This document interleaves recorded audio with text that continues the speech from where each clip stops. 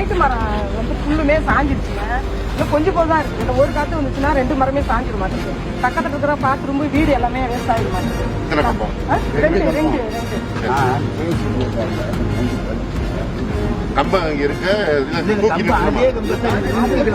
ஆனா அதுல இருந்து முறிஞ்சு இருக்குது. லேசா சாஞ்சிருச்சு. அது வந்து சரி பாத்து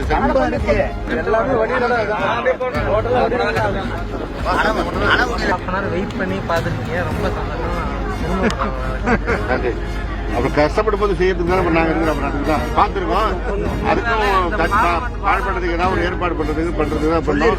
தண்ணி வடிக்கிறதுக்கு தான் சாரை வர சொல்லி ஒரு நேரம் வெயிட் பண்ணி எடுத்து பார்த்தோம். ரைட்டா உங்க ஊர்ல தான் 1 மணி நேரமா 2 மணி நேரமா இருந்தோம். பாக்குறாங்க.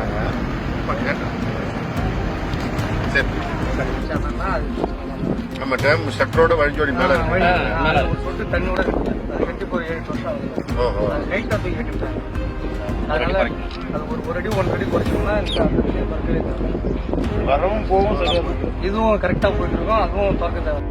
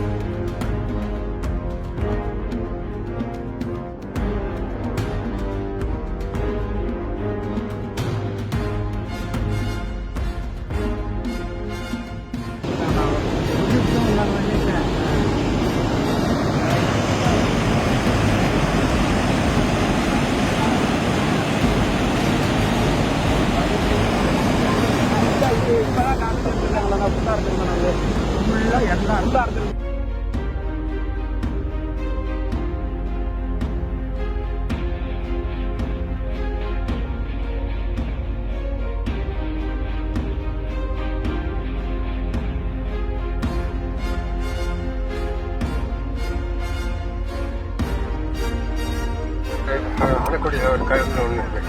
அந்த கருங்கு வழியாக தான் இந்த தண்ணி பூரா வடிச்சாகணும்.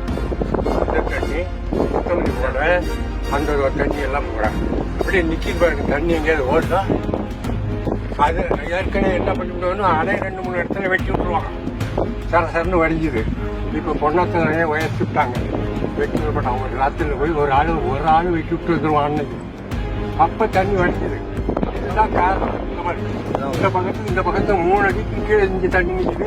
இந்த ஒரே மதவால் தான் இந்த தண்ணி பூரா நாங்க உடச்சு விட்டா வடி அந்த கலுங்கு ஓப்பன் பண்ணா இந்த தண்ணி அதை தவிர வேற வழியே கிடையாது. அந்த கலைஞர் தூக்கணும்.